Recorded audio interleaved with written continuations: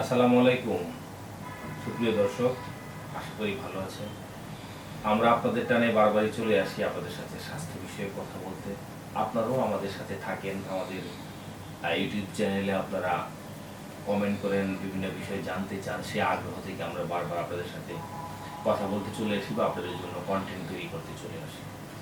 দর্শক, অনেক দিন ধরেই আমরা একটা বিষয় নিয়ে কথা বলবো ভাবছি, বা অনেকেই সেই বিষয়টা নিয়ে জিজ্ঞেস করেছিল আমাদের কাছে যে মানে জ্বর আসলে যে আমরা মাথার মধ্যে প্রচুর পানি দিই, আসলে জ্বর আসলে তো সারা শরীরেই জ্বর থাকে, ঠিক আছে, শুধু মাথায় পানি দিলে কি হবে?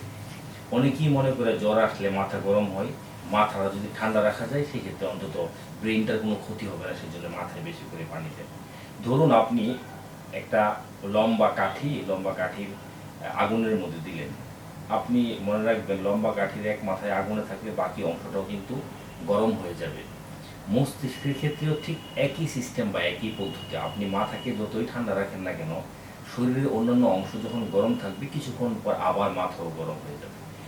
আসলে এখানে এটা বোঝানোর চেষ্টা করছি যে আপনি যদি কোনোভাবে জ্বর আসলে শরীরের একটা অঙ্গকে বারবার পানি ঢালার মাধ্যমে ঠান্ডা করতে চান, দিন শেষে ঠান্ডা হবে না এবং জ্বর কমবে না। আপনাকে পুরো শরীরের জ্বর কমানোর কোনো পদ্ধতির মধ্যেই আসতে হবে, এই পদ্ধতিতে হবে না। তাছাড়া এই পদ্ধতিতে কোনো ক্ষতি আছে কিনা, যদি আমি ধরুন একজন আমাকে বললেন, স্যার আমি এই কার মাথায় পানি দিলামই, তাতে কি হবে? হ্যাঁ, আমরা এমন দেখেছি যে এক ব্যক্তি কোনো কারণে জ্বরে আক্রান্ত। আর ফাঁকে একটু বলে নিচ্ছি, বাংলাদেশের মানুষদের এত বেশি জ্বর আসে, মানে এত বেশি জ্বর পৃথিবীর অন্য কোনো দেশের মানুষরা আছে কিনা আমি কোনো জার্নালেও খুঁজে পাই নাই, বা যারা ওই দেশে থাকেন বন্ধু বান্ধব বা চিকিৎসকরা বা আমাদের সিনিয়র চিকিৎসকরা যারা থাকেন তাদের সাথে কথা বলে জেনেছি যে বিদেশে বা অন্য কোনো উন্নত দেশে এত বেশি জ্বর হওয়ার প্রবণতা আসলে নাই বা হয়ও না। সেই ক্ষেত্রে তাদের আসলে এই বিষয়গুলো নিয়ে গবেষণার প্রয়োজন হয় না। তাও ছাড়াও যে গবেষণা হয় না তাও না। যাই হোক, আমরা বলছিলাম যে জ্বর হলে বা অতিরিক্ত জ্বর হলে মাথায় যখন অতিরিক্ত পানি দেয় সেক্ষেত্রে কোনো ক্ষতি হতে পারে কিনা, এই বিষয়ে আমরা আলোচনা করছিলাম। দর্শক, হ্যাঁ, যখন অতিরিক্ত মাথায় পানি দিব তো অতিরিক্ত মাথায় পানি দেওয়ার কারণে ওই ব্যক্তির কাশি হয়ে যায়, ঠান্ডা লেগে যায়, সর্দি লেগে যায়। তখন জ্বরের পাশাপাশি তার আরেকটা নতুন রোগ তৈরি হয়, যে ঠান্ডা লাগা। আর যদি তারা কোনো কারণে হাঁপানি থাকে সেক্ষেত্রে হাঁপানির টান উঠে যায়। তার মানে আপনি একজন ব্যক্তিকে জ্বর কমানোর জন্য মাথায় পানি দিলে দুইটা ওষুধ ডেকে নিয়ে চলে আসলেন। আবার কখনো কখনো এমন হয় যে মাথায় পানি দিতে গিয়ে কানের ভিতরে পানি ঢুকলে কান পচে যাওয়া, কানে ইনফেকশন হওয়া, আরও দুই একটা রোগ আপনি ডেকে ঘরে নিয়ে আসলেন। কেন সেটা করবেন? অতএব মাথায় পানি দেওয়ার ক্ষেত্রে তেমন কোনো সুবিধা বা তেমন কোনো আহ, উপশম হওয়ার সুযোগ নেই, বরঞ্চ ক্ষতির দিকটাই বেশি। তাহলে অতিরিক্ত জ্বর হলে কি করবেন আপনারা? সেলফ সহজ ভাষায় বলে দিচ্ছি। ধরুন আপনি অনেক প্রত্যন্ত গ্রামে আপনার কোনো আত্মীয় বাড়িতে বেড়াতে গেলেন, রাতের বেলা আপনার প্রচন্ড জ্বর হলো। এই টাইপের স্ট্রেস ফিভার, হট ফিভার, বিভিন্ন কারণে আমাদের জ্বর হয়। এইসব জ্বরের জন্য এই যে সবসময় আপনাকে গাদা গাদা ওষুধ খেতে হবে, ঠিক এমন না। আমরা কিছু কৌশল বা পদ্ধতির মাধ্যমে যদি আমরা কিছু নিয়ম পালন করি বা কিছু কাজ করি তাহলে জ্বরটা ছেড়ে যাবে। আজকের এই ভিডিও যারা দেখছেন তাদের সবাইয়ের জন্য বলতেছি, আপনারা আমার এই ভিডিও দেখার পর যদি আপনারা এই নিয়মগুলো মেনে চলেন, আপনার জ্বর আসলে একদম একটা প্যারাসিটামল রাখবেন। সেটা হচ্ছে, যদি কারো জ্বর আসে, কাপড় চোপড়গুলো একদম মোটামুটি খুলে, অথবা যে সকল স্পর্শকাতর অঙ্গ রয়েছে এই জায়গার মধ্যে কাপড়গুলো রেখে বাকি অংশটা শরীরে খুলবেন। খোলার পর নিকট কেউ গামছা অথবা কোনো সফট কাপড়কে ভিজিয়ে শরীরের প্রত্যেকটা অংশে 1-2 মিনিট করে চেপে রাখবে।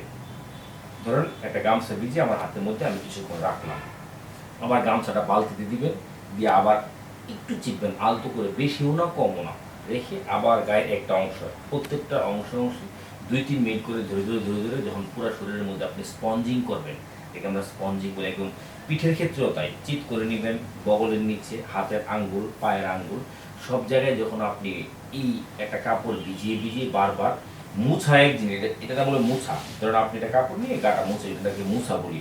আর ধরে রাখাকে আমরা স্পঞ্জিং বলি। চাপ দিয়ে কিছুক্ষণ ধরে রাখবেন, দেখবেন আপনি হাতে গরম ফিল করবেন। তারপর কাপড়টা আবার ভিজিয়ে নিয়ে আসবেন। তবে আপনি যে বালতিতে ভিজাচ্ছেন এটা খেয়াল রাখবেন, বালতির পানিটা যদি গরম হয়ে যায় সেক্ষেত্রে পানিটাকে প্রয়োজনে পরিবর্তন করে নেবেন। সেক্ষেত্রে এইভাবে যখন পুরো শরীরকে আপনি 1-2 বার স্পঞ্জিং করে দিবেন, দেখবেন একদম শরীর থেকে জ্বর চলে গেছে। হ্যাঁ, পরবর্তীতে আবার আসতে পারে, আসলে আপনি আবার স্পঞ্জিং করে দিলেন, আর না আসলে তো নাই। তবে স্পঞ্জিংয়ের চেয়ে ভালো ওষুধ জ্বরের জন্য আর একটাও নাই। আপনার প্যারাসিটামল বা অন্য কোনো জ্বরের উপশমকারী কোনো ওষুধের চেয়েও এই স্পঞ্জিংটা খুব বেশি এবং ভালো কাজে দিবে। স্পঞ্জিং করার পাশাপাশি আপনি হাতটাকে এবং পাটাকে একটু ধুয়ে দিতে পারেন।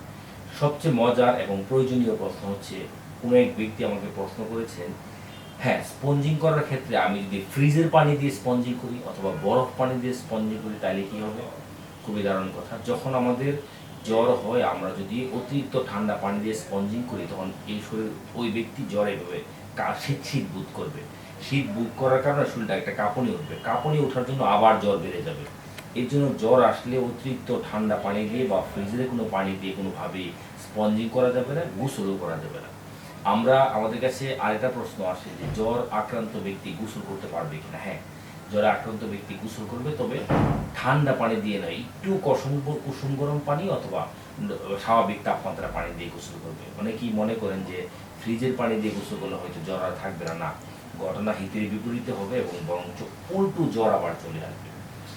এই পদ্ধতির মাধ্যমে আপনারা আপনাদের প্রাথমিকভাবে জ্বরকে ম্যানেজ করতে পারেন। যদি এমন হয় যে বারবারই জ্বর আসতেছে, 2-3 দিন, 4 দিন, 5 দিন টানা জ্বর থাকছে, সেক্ষেত্রে অবশ্যই চিকিৎসকের পরামর্শ নেবেন। অনেককে এমন করতে দেখেছি যে ইউটিউব দেখে দেখে সে 2-3 সপ্তাহ ধরে জ্বরে আক্রান্ত রোগীকে চিকিৎসা দিচ্ছে। না দর্শক, ইউটিউব দেখে দেখে 10-12 দিন ধরে রোগীর চিকিৎসা করা মানে আপনার বোকামি, আর রোগীকে আপনি বিপদের দিকে ঠেলে নিয়ে যাচ্ছেন অথবা পুরো খারাপ দিকে ঠেলে নিয়ে যাচ্ছেন। জ্বর অনেক কারণেই হতে পারে, কখনো ইনফেকশনের জন্য, কখনো টিউমার ক্যান্সারের জন্য হতে পারে। সেক্ষেত্রে আপনি সব জ্বরকে একদম স্পঞ্জিং করে আপনি ভালো করে ফেলবেন, বিষয়টা এমন না। হ্যাঁ, এই আমরা যে কথাগুলো বলি আপনাদের কাছে আমাদের ইউটিউব চ্যানেলের মাধ্যমে বা ফেসবুকের মাধ্যমে, সেগুলোর বিশেষ উদ্দেশ্য হচ্ছে প্রাথমিকভাবে আপনি আপনার রোগ বা অসুখটাকে ম্যানেজ করা অথবা রোগের প্রতিরোধ হিসাবে আপনার স্বাস্থ্যকে তৈরি করা। তার মানে এই না যে এটি আপনার চূড়ান্ত চিকিৎসা। আমরা সবসময় বলি আমাদের ভিডিও, আমাদের কথা বা আমাদের কন্টেন্ট কখনো চিকিৎসার বিকল্প হতে পারে না। এটা চিকিৎসার বিকল্প নয়, জাস্ট চিকিৎসাকে সাপোর্ট করবে অথবা আপনার ঘরোয়া চিকিৎসায় আপনাকে হেল্প করবে এবং আপনার রোগ প্রতিরোধ ক্ষমতা বাড়াতে এবং আপনি যেন অসুস্থ না হন সেজন্য আপনাকে সহযোগিতা করবে। সুপ্রিয় দর্শক, জ্বর আসলে আপনারা অবশ্যই স্পঞ্জিং করবেন। অতিরিক্ত ঠান্ডা পানি দিয়েও নয়, আবার গরম পানি দিয়েও নয়, স্বাভাবিক তাপমাত্রার পানি দিয়ে স্পঞ্জিং করবেন এবং গোসল করতে কোনো সমস্যা নেই, তবে লম্বা সময় ধরে গোসল করবেন না। সবাই ভালো থাকুন। আর আমরা আপনাদের কথাই বলি, আপনাদের যে কোনো প্রশ্ন বা আপনাদের কোনো টপিকস থাকলে যদি আপনারা চান যে আপনাদের এইসব বিষয়ে আমরা কথা বলি, সেক্ষেত্রে আমরা আপনাদের কমেন্ট দেখে আমরা আমাদের কন্টেন্ট তৈরি করব। সবাই ভালো থাকবেন, সবার সুস্বাস্থ্য কামনা করছি। আমরা আজকে বিদায় নিচ্ছি, তবে চলে যাচ্ছি না, আবারও অন্য কোনো পর্বে আপনাদের সাথে দেখা হবে। আসসালামু আলাইকুম।